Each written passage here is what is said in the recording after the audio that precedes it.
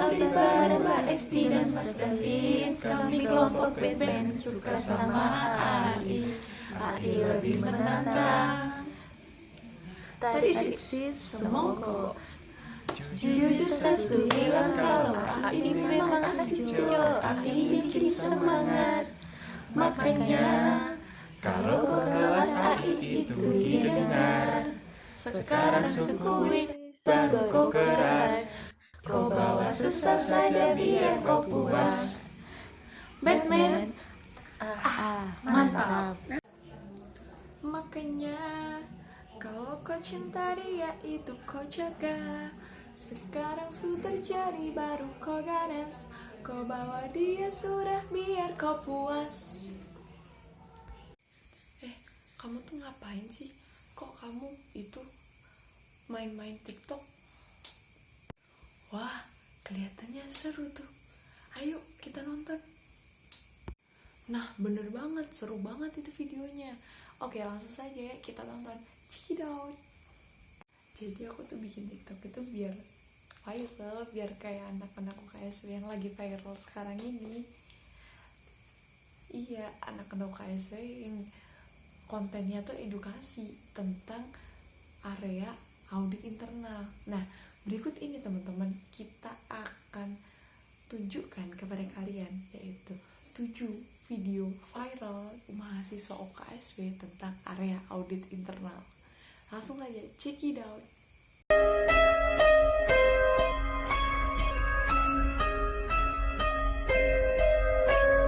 Selamat malam pemirsa, kemunculan sosok misterius memang selalu menjadi pembahasan yang kontroversial. Dengan kemajuan zaman dan teknologi, kasus munculnya sosok-sosok misterius ini menimbulkan berbagai spekulasi. Benarkah mereka sosok yang selama ini diperbincangkan atau sekedar sensasi belaka? Adanya kamera khusus yang bisa menangkap objek-objek tak lazim seperti sosok Slenderman di Rusia membuat masyarakat bisa mengabadikan kemunculan mereka. Dan berikut 7 video kemunculan sosok misterius di dunia versi Q&A time. Kak, mau tanya dong, apa yang dimaksud dengan audit kepatuhan itu? Jelasin cepet. Gampang itu mah. Jadi, audit kepatuhan itu merupakan pemeriksaan yang dilakukan untuk mengetahui apakah perusahaan yang diaudit sudah menaati peraturan-peraturan atau kebijakan-kebijakan yang berlaku, baik yang telah ditetapkan oleh perusahaan internal sendiri maupun pihak eksternal. Nah, menariknya nih dari audit kepatuhan.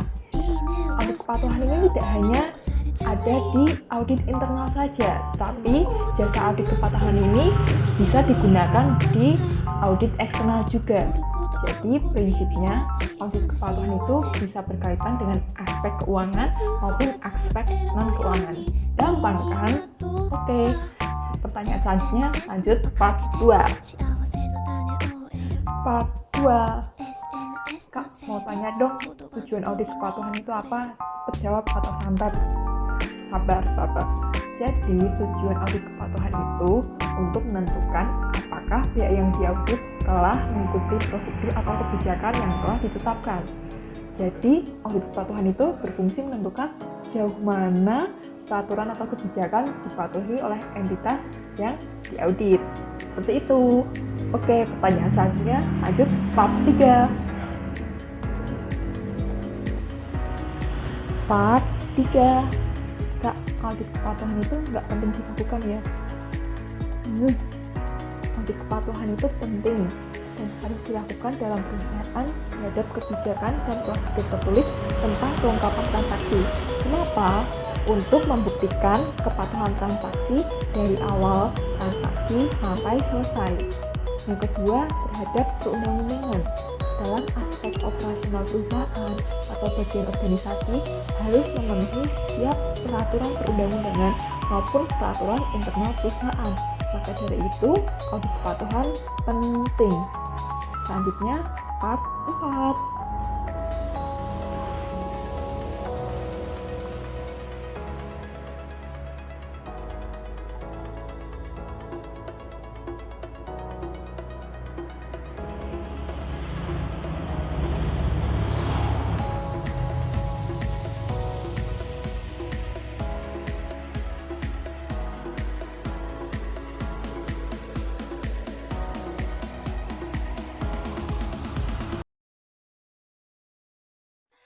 Halo semuanya, adakah sukacita pada hari ini?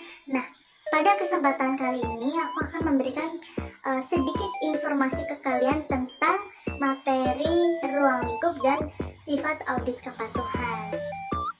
Nah, objek dalam audit kepatuhan adalah proses dalam suatu organisasi maupun perusahaan. Nah, dalam proses ini meliputi sistem-sistem kerja yang ada dalam suatu aktivitas perusahaan maupun organisasi. Nah, kemudian ada subjek organisasi. Subjek organisasi ini sendiri meliputi keseluruhan pihak-pihak yang terkait dalam menjalankan proses tersebut, yaitu sumber daya dari tiap unit-unit kerja yang terlibat dalam aktivitas perusahaan maupun organisasi.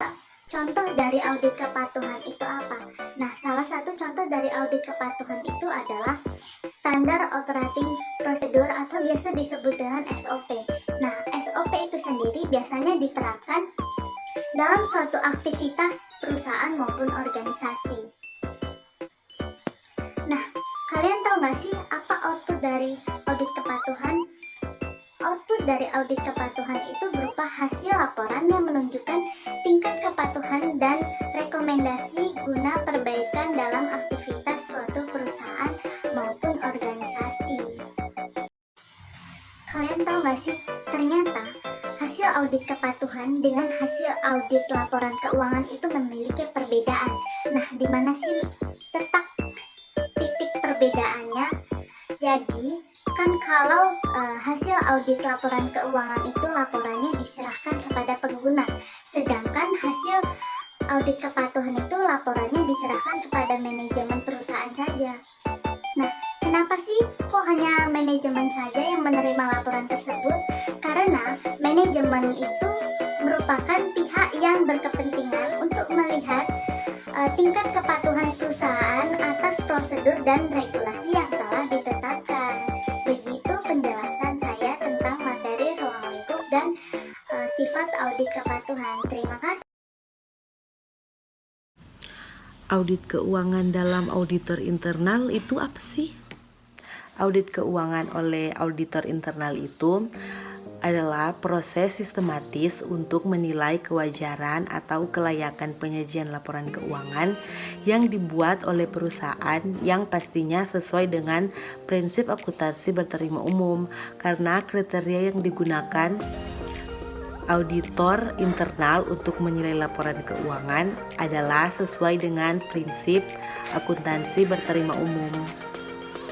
Apakah prosedur audit internal sama dengan prosedur audit eksternal? Ya, prosedur audit internal atas laporan keuangan sama dengan audit eksternal. Pekerjaan auditor internal didokumentasikan dalam kertas kerja audit dan disajikan juga berbagai program untuk pengujian audit, baik pengujian pengendalian, pengujian substantif maupun prosedur analitis. Audit keuangan oleh auditor internal juga berpedoman pada audit berbasis risiko. Lalu, untuk apa auditor internal melakukan audit keuangan? Jadi, audit keuangan yang dilakukan oleh auditor internal adalah untuk mempersiapkan pemeriksaan auditor eksternal. Karena memang prosedur audit internal dan audit eksternal itu sama, tapi output yang dihasilkan itu berbeda. Karena output yang dihasilkan dari auditor internal itu hanya berupa saran dari pemeriksaan laporan keuangan yang diperiksa oleh auditor internal, dan saran yang diberikan oleh auditor internal itu untuk mempersiapkan hasil yang lebih baik selanjutnya untuk pemeriksaan auditor eksternal.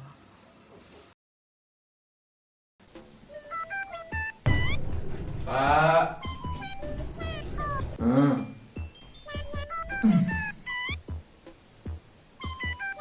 Pak, aku tuh dapat tugas dari kampus untuk nanyain mantan auditor internal tentang statistical sampling. Kamu bertanya pada orang yang tepat. Dari mana? Mau tanya dari mana? Dari pengertiannya dulu lah. Oh, oke, jadi gini, statistical sampling itu semua auditor membutuhkannya untuk pengetahuan tentang pengambilan sampel statistik dan disarankan untuk mengadopsi kebijakan yang jelas tentang penggunaannya. Dalam menentukan strategi pengujian, ada dua pilihan yang dapat diambil auditor, yaitu antara menggunakan pengambilan sampel penilaian atau yang kedua menggunakan pengambilan sampel statistik. Terus audit internal itu berfokus ke statistical samplingnya itu untuk apa ya Pak? Nah, penggunaan statistical sampling untuk audit internal itu lebih berfokus pada sistem manajemen risiko dan pengendalian internal. Temuan yang cukup untuk meyakinkan manajer apabila risiko kerugian atau kekurangan dapat dihitung. Disinilah pengambilan sampel statistik biasanya digunakan. Statistical sampling akan lebih diterapkan dalam pekerjaan investigasi daripada dalam audit sistem. Nah, terus kalau keuntungannya sendiri dari sampling yang lain itu apa? Bedanya itu apa? Nah, untuk keuntungannya, yang pertama, outputnya dapat dipertahankan dari bias. Yang kedua, auditor dapat dengan aman mengekstrapolasi hasil dan menerapkannya pada populasi yang lebih luas. Dan yang ketiga, teknik ini dapat diulang dan auditor akan mendapatkan hasil yang serupa dari pengulangan apapun. Nah, kalau sampel statistik biasanya digunakan waktu apa Pak? Kalau masalah itu ya, biasanya statistical sampling itu biasanya digunakan waktu mengukur kelemahan pengujian substantif yang mengungkapkan implikasi dari kurangnya pengendalian. Yang kedua, meyakinkan manajemen untuk menindaklanjuti rekomendasi audit. Dan yang ketiga, menyoroti kemungkinan kegagalan untuk bertindak atas kelemahan pengendalian yang teridentifikasi. Nah, aku tuh sempat baca Pak ada aturan dasar tentang statistical sampling itu. Apa aja sih Pak? Nah, kalau dalam pengambilan sampel statistik ada 9 aturan dasar yang harus diterapkan. Yang pertama, gunakan hanya pengambilan sampel statistik jika memungkinkan. Yang kedua, tentukan dan ketahui populasinya. Yang ketiga, pastikan setiap item memiliki peluang pemilihan yang setara. Yang keempat, pastikan bahwa pola tidak mempengaruhi keacakan. Yang kelima, di mana pengambilan sampel penilaian digunakan, seseorang mungkin tidak membentuk kesimpulan yang pasti tentang populasi. Yang keenam, gunakan tingkat kesalahan yang wajar. Yang ketujuh, buat stratifikasi populasi, di mana hal ini mengurangi variabilitas. Yang kedelapan, jangan menetapkan tujuan keandalan tinggi yang tidak perlu. Dan yang terakhir, yang kesembilan, analisis hasilnya dengan cermat. Oke Pak, makasih ya, nanti aku beli seblak.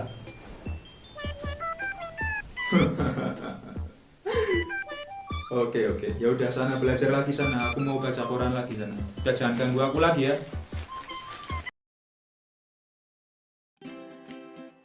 Hai guys, jadi di video kali ini aku mau ngasih tahu ke kalian tentang beberapa fakta mengenai audit internal. Nah, ini tuh tentang pelaporannya. Kalau kalian mau tahu, jangan skip video aku ini ya. Nah, oke, aku mau kasih tahu yang fakta yang pertama. Ternyata laporan audit tuh ada jenis-jenisnya. Yang pertama, ada laporan audit tahunan yang dibuat 1 tahun sekali dan biasanya tuh di akhir tahun. Laporan ini tuh gak cuma buat pengendalian atas kinerjanya internal audit, tapi juga buat pengendalian atas seluruh organisasi. Lanjut yang kedua, laporan audit triwulan, yang mana tuh dibuat 3 bulan sekali pada bulan Maret, Juni, September, sama Desember. Biasanya dengan adanya laporan triwulan ini tuh masalah dalam pihak triwulan itu bisa ditangani loh. Oke, lanjut yang ketiga, ada laporan kemajuan bulanan, yang mana laporan proyek yang berisi tentang pelaporan progres atau bobot pekerjaan. Jadi tentang realisasi pekerjaan itu tapi secara bulanan. Terus yang keempat, laporan survei pendahuluan, di mana laporan itu berisi tentang rencana, gagasan, pendekatan audit, dan juga tujuan audit. Oke guys, kita masuk ke fakta yang kedua. Ternyata pelaporan itu ada proses-prosesnya. di sini aku mau ngasih tahu ke kalian tentang proses pelaporan audit itu. Apa sih sebenarnya harus ada prosesnya? Yaitu biar manajemen itu bertindak atas saran auditor. Gimana sih prosesnya? Yuk aku kasih tahu. Yang pertama, auditor harus survei pendahuluan juga rencana penugasannya. Yang kedua, tujuan mengauditnya itu harus jelas. Lalu yang ketiga, saat mengaudit, auditor itu harus dengan standar yang berlaku. Lalu, kliennya juga harus terlibat dalam proses audit itu. Kemudian, laporannya itu harus ditulis dengan baik dan dengan panduan penulisan bahasa yang benar. Kemudian, dipastikan kalau laporan itu tuh disiapkan untuk standar profesional sesuai pekerjaan pokok yang telah diselesaikan. Nah, kalau udah gitu, pas udah selesai, auditor internal tuh harus menutup pertemuannya kepada kliennya tuh dengan sikap yang positif. Jangan malah memberikan kesan yang negatif sama kliennya. Nah, setelah itu tuh, auditor harus mempersiapkan draft laporan temuannya dan juga rekomendasinya kepada manajemen. Kalau udah, tinggal presentasi lisan. Terus tinggal disetujui sama manajemen. Kalau udah itu, tinggal nerbitin laporan tugas akhir yang nantinya masih ditindaklanjuti sama manajemen. Terus tinggal nerbitin laporan triwulan sama laporan tahunannya. Udah diselesai. Tinggal nanti manajemennya mau bertindak apa sama laporan audit itu.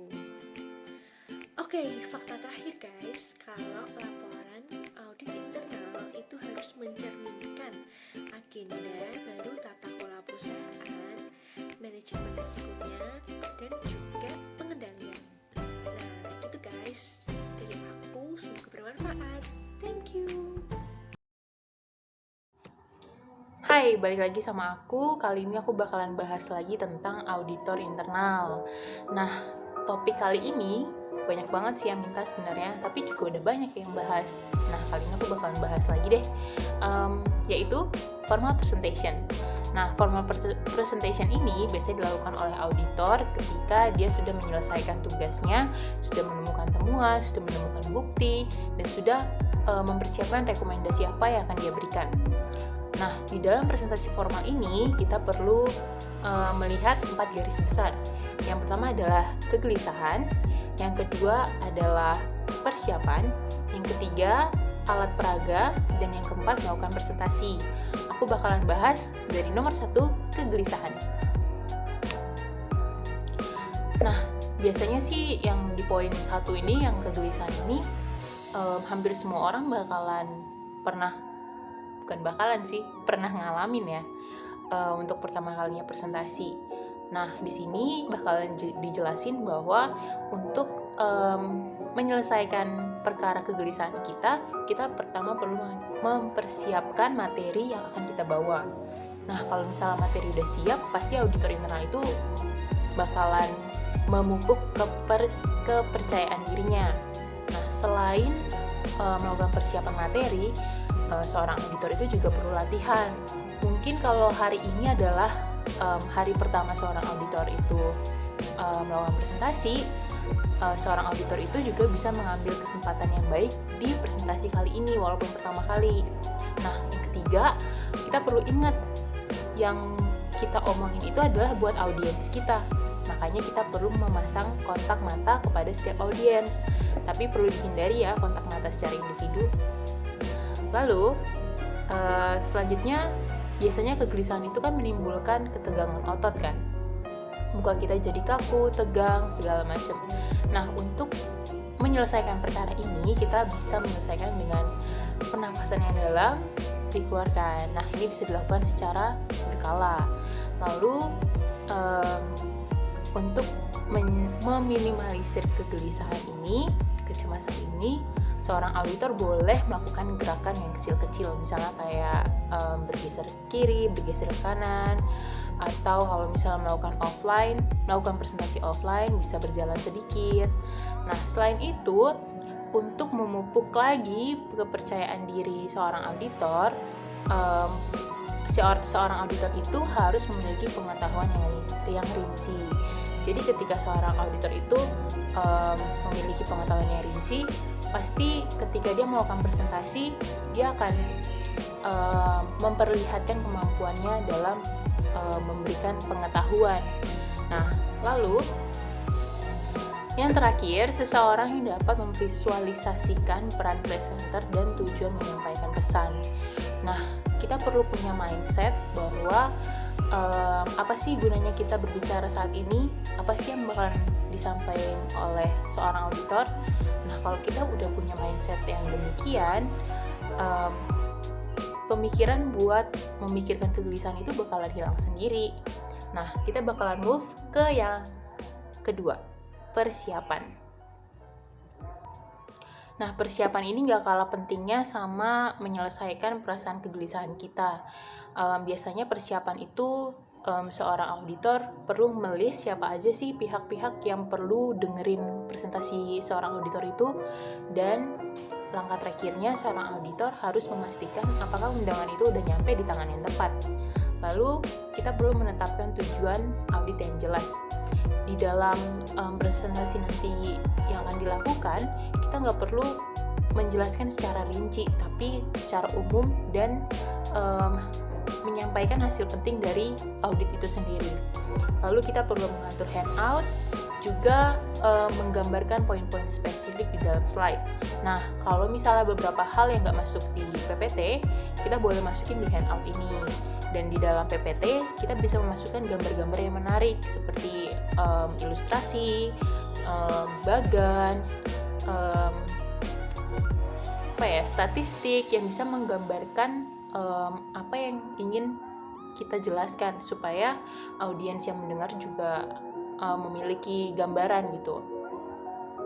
Nah, kalau diperlukan seperti hal-hal kopi, biskuit, peta, dan hal penting lainnya seperti pengaturan tempat duduk, masalah administrasi, itu sebaiknya diselesaikan sebelum presentasi dimulai. Lalu, selain mempersiapkan hal-hal yang tadi udah aku sebutin, durasi itu juga paling penting. Nah, seorang auditor itu berhak untuk menentukan durasi presentasinya dan berpegang teguh pada durasi tersebut. Dan sebelum kita melakukan presentasi, ada baiknya seorang auditor meminta bantuan dari manajerial untuk memandu detail gladi bersih. Nah, selain itu kita juga perlu mempersiapkan format presentasi seperti pendahuluan, proses mengauditnya, temuan, kesimpulan, dan rekomendasi apa atau langkah berikut apa yang bakal diberikan oleh auditor. Selesai 1 dan 2, kita bakalan move ke yang ketiga. Nah, yang ketiga ini kita bakalan bahas tentang alat peraga. Alat peraga ini tuh seperti memudahkan audiens untuk mendapatkan intisari dari presenting kita. Misalnya kita bisa menggunakan laptop, proyektor, itu hal-hal umum sekarang ya. Selain itu juga bisa menggunakan pointer, terus memasukkan grafik suara, gambar bergerak, hampir mirip-mirip kayak persiapan tadi. Tapi di sini lebih ditekanin lagi tentang ilustrasi, supaya ketika kita menyampaikan sesuatu nggak perlu dijelaskan secara rinci, dan dibantu oleh gambar tadi, ilustrasi tadi, supaya dapat dimengerti dengan mudah. Lalu jangan sampai ada hal-hal yang menghalangi penglihatan audiens. Nah, ini sih biasanya kalau dilakuin presentasi offline ya. Lalu ketika ada kesalahan di handout, presentator atau auditor itu sendiri harus menjelaskan bagian mana yang ada kesalahan dan bagaimana pembenarannya. Lalu kita lanjut move ke yang nomor 4, melakukan presentasinya. Nah, ini udah penting banget nih.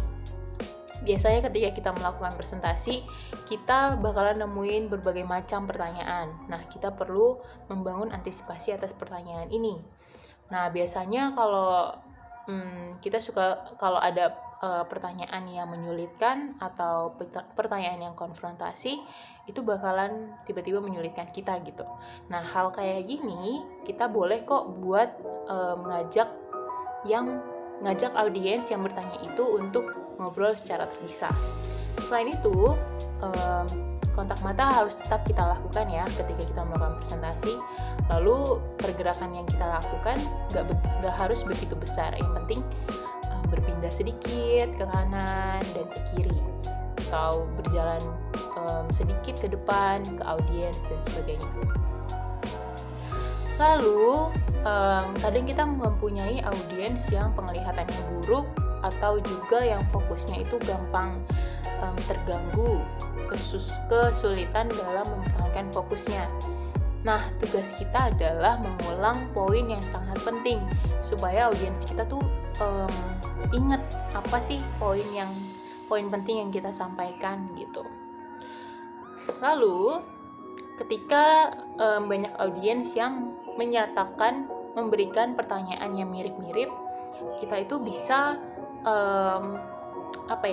kita itu bisa mengajak langsung move ke pertanyaan selanjutnya, karena kan pertanyaannya mirip-mirip ya, dan jawaban kita pun mungkin sudah memenuhi pertanyaan tersebut. Nah, sebaiknya kita harus menghindari berlama-lama di pertanyaan yang sama. Lalu, jika presentasi direncanakan dengan baik, pasti kok auditor bakalan terlihat mengesankan, auditor internal tersebut.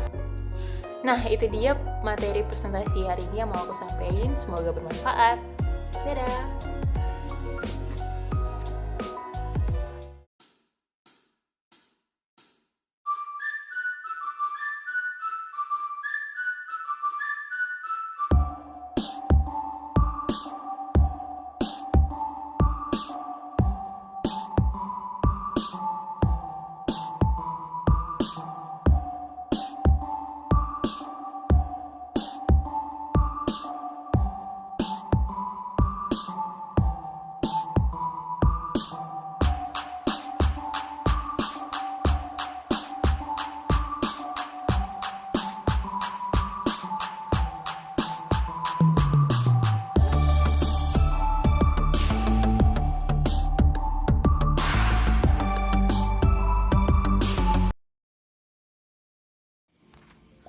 Bos, gawat, menurut laporan yang saya bawa sekarang perusahaan kita sedang mengalami penurunan, bos.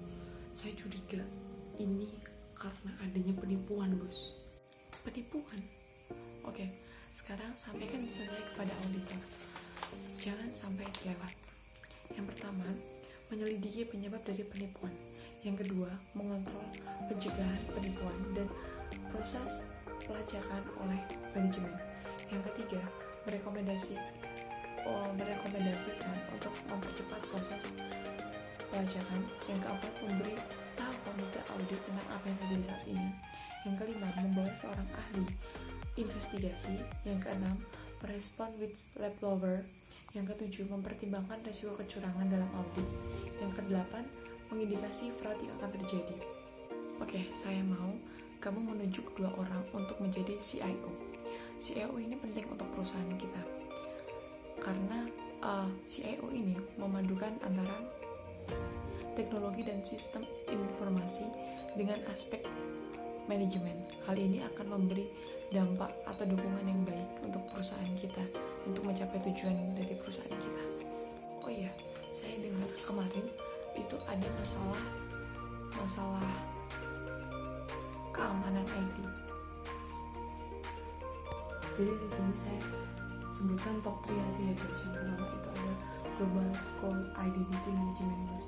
Yang kedua ada Inside Track. Yang ketiga itu ada Availability of Time Critical System. Jadi itu menurut saya 3 masalah muncul pada keamanan IT, bos. Bos, ini ada breaking news. Jadi audit internal kita dia sudah berani dalam melaporkan tentang adanya resiko dan bisa mengelola resiko itu dengan baik. Oh iya, bisa kamu melaporkan laporan kerja akhir audit di lapangan. Nah, yang pertama itu, bos, ada tujuan operasional dan memelihara serta menciptakan nilai bisnis. Yang kedua, bos, ada model bisnis dan strategi bisnis untuk mewujudkan tujuan kepemimpinan yang efektif. Nah, lalu yang ketiga itu ada kontrol bekerja.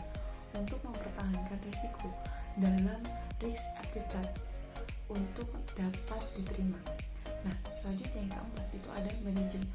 Manajer mampu melakukan operasi dan memberikan jaminan bahwa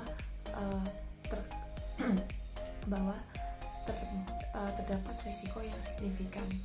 Nah, selanjutnya bos, itu ada laporan manajemen. Laporan manajemen risiko itu yang mengandalkan konsistensi, keandalan, dan mengarah pada pengambilan keputusan yang baik. Oke, sebelum kamu pergi, saya akan tanya satu hal lagi sama kamu, yaitu tentang posisi audit internal di perusahaan kita itu bagaimana?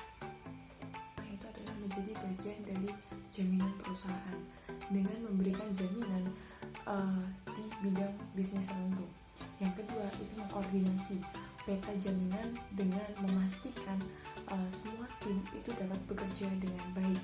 Yang ketiga, meninjau proses pemberian jaminan untuk memastikan proses itu menggunakan sumber daya dengan sebaik-baiknya. Yang keempat, itu memimpin proses penjaminan yang berupaya meninjau dan membantu meningkatkan risiko perusahaan.